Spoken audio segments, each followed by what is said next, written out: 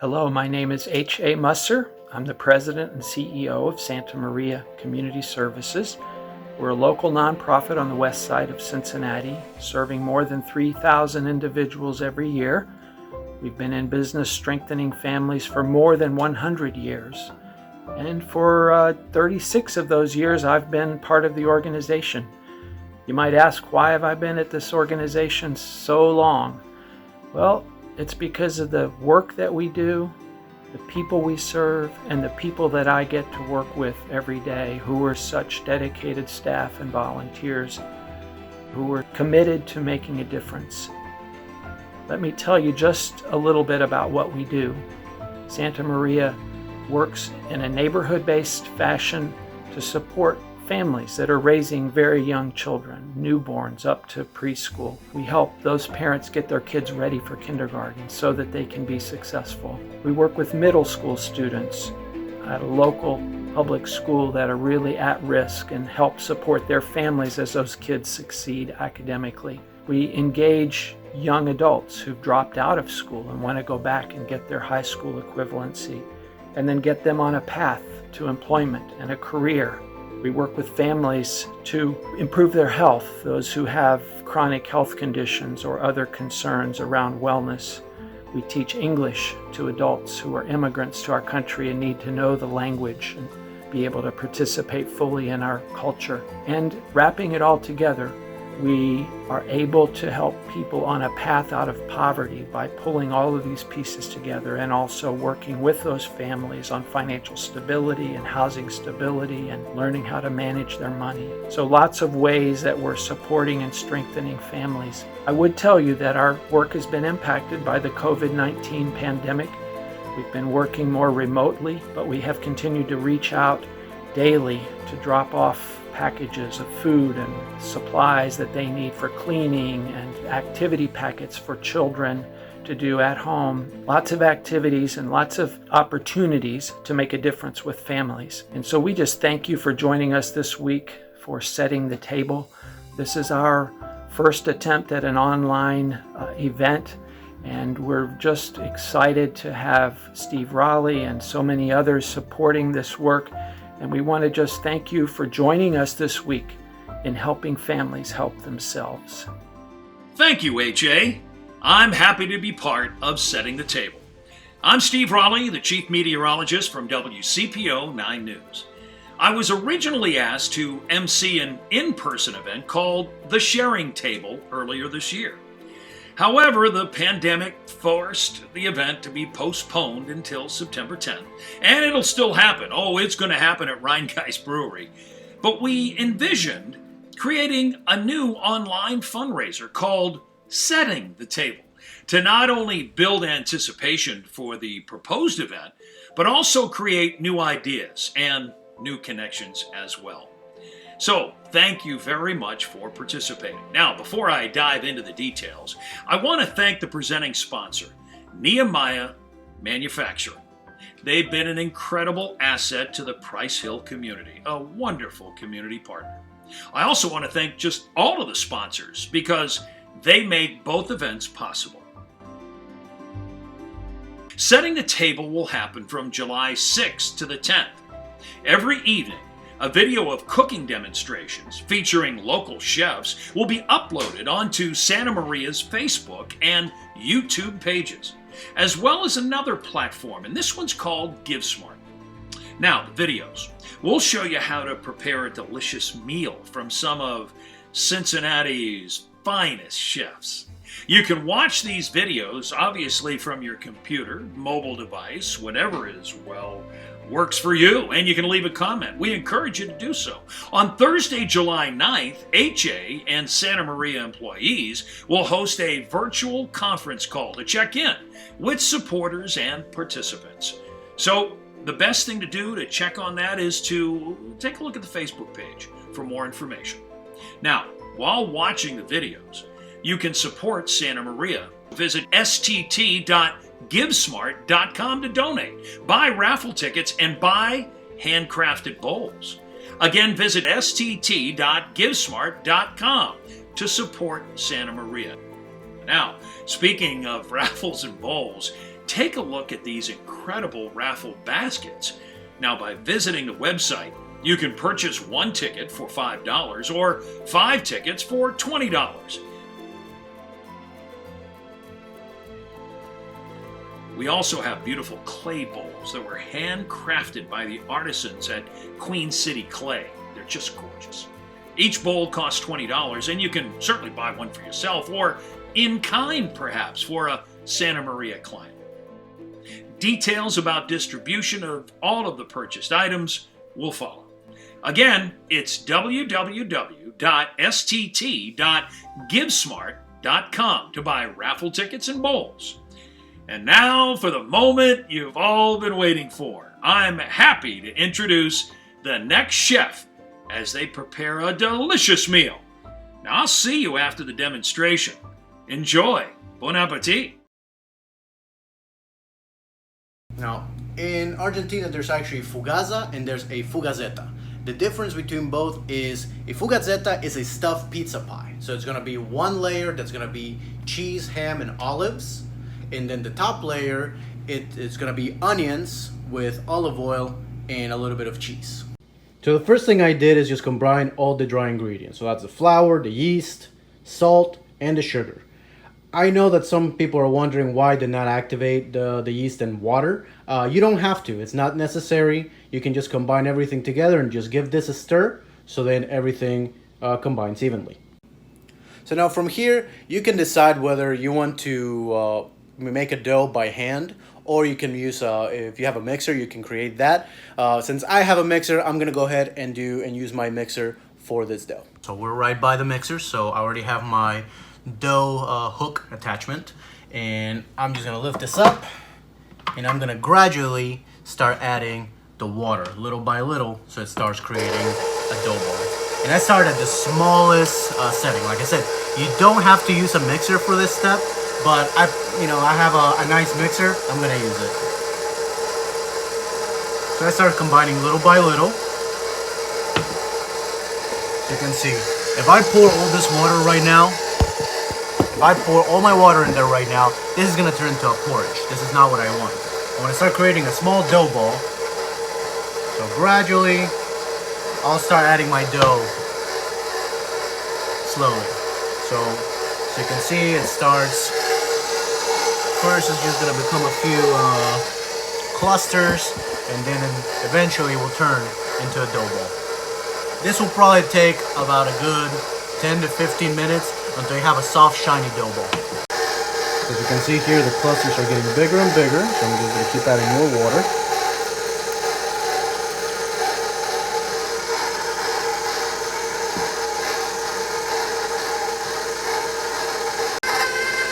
This I've incorporated almost all my water, so I'm just gonna let this go until I have a nice smooth dough ball. It'll probably take about 10 minutes from this point. Also pour a little bit of my working flour just over it, and also to get a little bit what's still in the hook.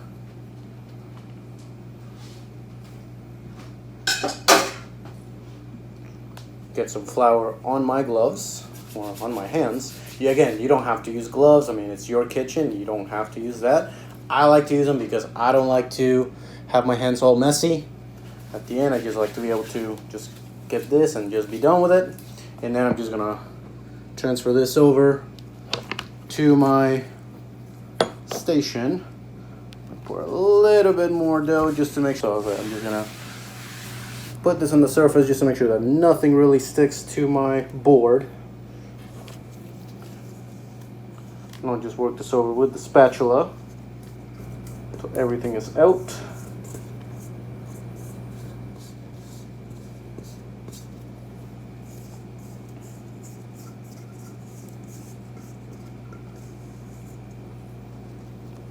As you can see, it's a pretty wet dough still. This is fine because this is going to, as I said, this is going to proof. Now I'm going to take this bowl, like there's still some left over in here, that's okay. I don't need, it doesn't have to be perfect. But I'm going to take most of that also, and then I'm just going to cover this bowl with about a tablespoon of olive oil, and I'm just going to transfer it back here. This is very quick. It's just enough to make a bowl.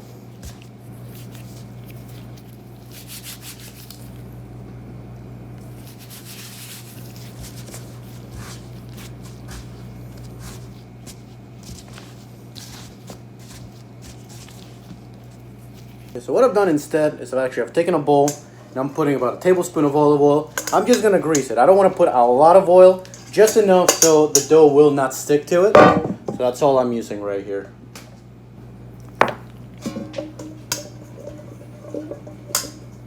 Also use this to grease my hands and make sure my dough will not stick in there either. I don't want to add a lot of oil because when it's time to cook this dough, the pan that we're going to use to cook our pizza is going to have a lot of oil at the bottom. So as you can see, my dough's already starting to stick right there. I don't want to use that. So again, it's just enough to make a dough ball.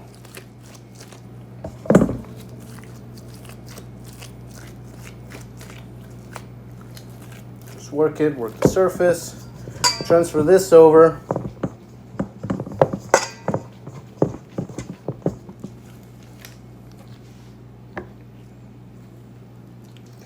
What I'm doing here is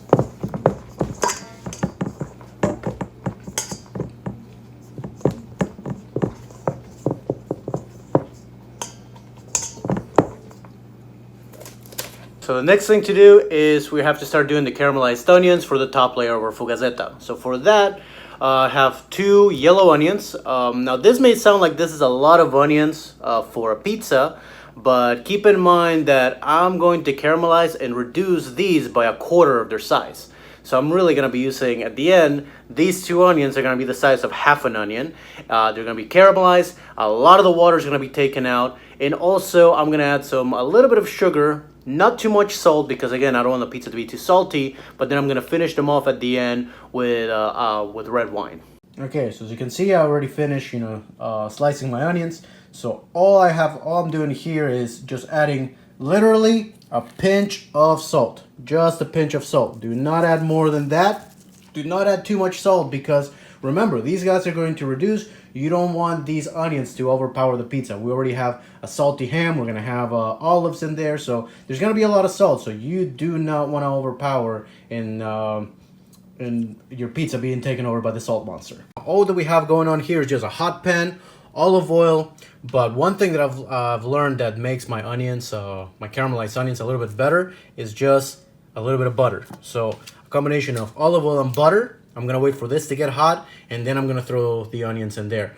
Do not throw your onions before your pan is hot. If you do that, you're just pretty much boiling the onions. You do not want that. So we're going to wait for this to get hot. You will know when it's hot because as soon as you throw the onions, you should hear them sizzle as soon as they hit the pan. So see, I can already hear my butter sizzling, so that's a good sign because it means that as soon as I drop these guys, that's what you want to hear. That's when you drop your onions. So as soon as I drop these guys in, if you do not hear that, when you drop in your onions, your pan is not hot enough. That means start again. So now that I drop these guys in, I'm going to bring my heat from high to medium. And I'm just going to, every once in a while, like every minute, I'm just going to give them a toss until these guys become translucent. And then they start getting some color. Look at how much steam is coming out of these guys. So all that is just water. So we want to get rid of all the moisture out of these onions. And see, it hasn't even been a minute and they're already becoming a little translucent. We're even getting a little caramelization on the top. That's okay. So that's why we just continue giving these guys a stir every once in a while as they release water. And then eventually we'll have some nice caramelized onions. Guys, I wish you could smell the kitchen right now. It just smells like buttery goodness and all those onions. Just getting more and more golden brown. They're getting a little bit of color, not too much. But like right now, they're translucent, but that buttery goodness is getting all inside of these guys. Getting all that tussin in there, and they'll be amazing in just a few minutes. This will probably take about 30 minutes to get these guys down to where I want them. So we'll see you then. Okay, so as you can see, we've gotten some nice color, and there's a little bit of brown at the bottom of my pan. Have no fears. That's where this guy comes in right here. Now this is a 1/4 cup of red wine. I was gonna say red wine vinegar, but it's not red wine vinegar. It's just red wine. In this case, I am using, like I said, Manischewitz, that kosher sweet wine. Try it on your caramelized onions one day. Believe me, you'll thank me for it one day. It is absolutely incredible. Takes your caramelized onions to the next level. So those brown bits, that is exactly what I want. We're gonna go ahead and deglaze the pan with it. And as soon as you hit that, you start going with the spoon and get that out of there. See? Those little brown bits and pieces are gonna become part of your onions. It's just gonna take them even further to the next level. This is gonna take them up a notch. They're gonna be nice, sweet, delicious. I have that nice amber color. Well, not amber. It's gonna be more purple. But they're gonna be absolutely delicious. You're gonna love them. You'll thank me for it one day. This is when your caramelized onions go to the next level, like Super Saiyan level 3 level. If you understand that reference, you're awesome, and I love you, all three of you, because you grew up on Dragon Ball Z just like me. Awesome. So we're just gonna let these guys cook just a bit more, and then we'll show you the final product. And as you can see right here, this is our final product. They're absolutely beautiful, and they're absolutely delicious. So now we're just gonna go ahead and get the rest of our toppings together. And then later on, we're probably gonna check on our dough. At this point, it's been about 30 minutes, so we still have an hour and a half ready to go, but we'll check on our dough later. So I just peeked on the dough, and it's actually in a pretty good size. It's been about an hour, so at this point, I have a pretty nice sized dough ball. So I'm gonna go ahead and start messing with it a little bit more, but I just want to show you the next toppings that we're gonna use for the pizza. So I've assembled them, and I've even put them in nice little layers, so you know which items go in which layer, because I'm a good guy like that. So starting with the bottom layer, we have some I was able to score some very, very nice mozzarella, buffalo mozzarella. So I have some mozzarella di bufala. I personally like this cheese a lot because it's super soft, super creamy, but it also has the right amount of salt. Sometimes you have to add some salt and pepper to your mozzarella, but this one is just right. You have to add nothing to it. So this is perfect. So since I was able to score a really nice mousse di bufala, we're gonna use that. So again, that's just buffalo mozzarella. I also had some kalamatta olives. So I just chopped about 8 olives and just finely chopped them because again, just these are pretty briny. I just want a little acidic, a little bit of salt. That's all it is. And normally you use just regular boiled ham or cooked ham. I decided to kick it up a notch, and I was able to get a hold of some really nice hot capacolla. So I like this one because of the heat. Also, it has a nice amount of salt, but most important, the capacolla, besides the heat, it has a little bit of acidity as well. So I think it will help us balance all that salt. I don't want my pizza to be super, super salty. So for that reason, I'm being very, very careful to pick things that balance each other. So salt and acid, that's the name of the game, and a little bit of sweet. And then the top layer, we have our caramelized onions that we put a bunch of love into them. And then once I put the caramelized onions at the top, I'm gonna finish them off with just a little bit of Parmesan cheese, just to create a nice crisp at the top, and then finish them off with some nice oregano. So just kind of perfumes the pizza at the end. It's gonna be absolutely incredible. So I can't wait to put this together for you guys. So as you can see, my dough has risen double in size. It's nice and bubbly, nice and full of air. So at this point, we're gonna take this dough, we're gonna knead it a little bit more and separate it in 2 different dough balls, 2 layers. Okay, so for this section, I'm gonna need is just a floured surface. So I have my board that I use for the first time that I knead the dough. I have a dough spatula and just some flour to work the dough. So we're just gonna put it in here, knead it, cut it in 2 pieces, and then just form 2 dough balls. What I'm gonna do next with these guys is I'm gonna take a wet towel right here, and I'm just gonna cover these 2 dough balls and then let them rise once again, proof for a little bit longer. I would say about an hour or so. And it's for this reason that I recommend that you make the dough the day ahead. So you can do this process like the night before and then just let the dough rest overnight. So then at the end, you have these dough balls. Once this second rest happens, you can just stick the dough balls in the fridge, just cover them, and you can just use them for the next morning. Before you cook the pizzas, just take them out an hour before so they get to room temperature and it's easy to handle the dough. Pro tip, bro tip. If you're using the dough the same day, so as soon as you finish the second step where you separate your dough into 2 dough balls and let them rise, this is the time to start your oven, to preheat your oven to 400 degrees. So I can start this one right now. Or if you did your dough before, the day before, what I would do is take the dough out. So at this point, you could just put this dough tonight to use it tomorrow. In the freezer, and not in the freezer, in the fridge.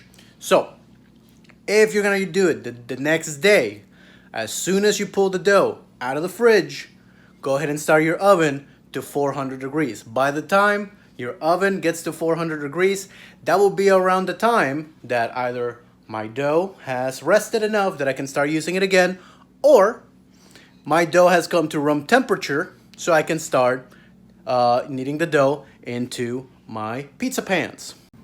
Alright, so my doughs are nice and rested, so I'm going to start placing them here on our 2 pizza pans.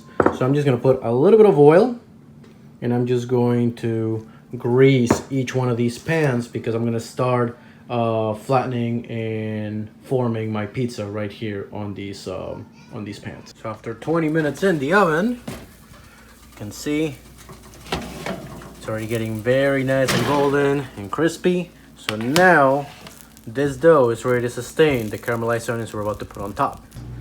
And at the end, this is what our fugazetta looks like. And it looks absolutely incredible. Nice crispy crust, caramelized onions. So now, the moment of truth as we cut into it.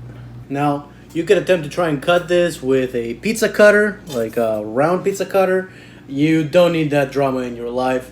Just cut it with, a big knife, and you can just cut it in 8 equal portions. So we'll start right here.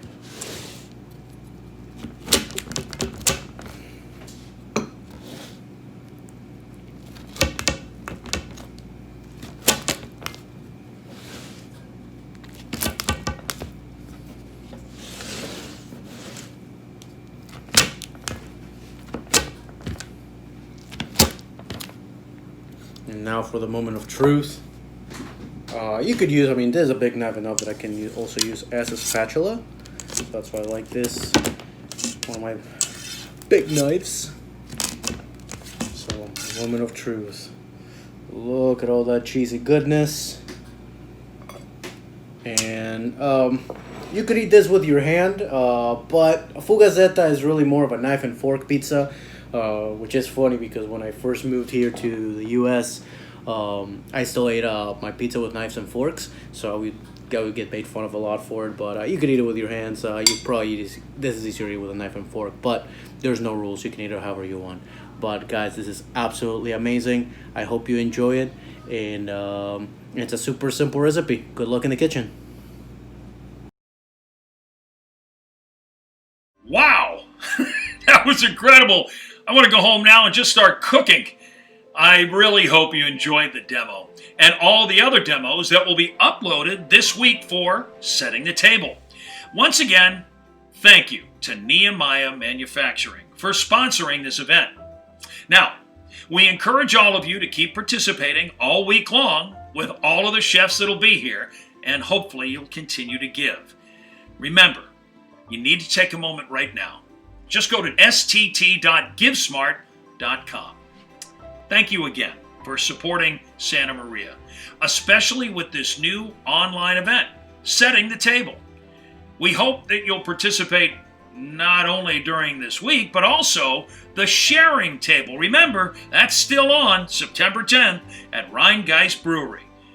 It's really because of you Santa Maria is able to serve over 3,000 clients every year. Your support goes a long way to ensure that people achieve their educational, financial, and health goals. Have a wonderful evening.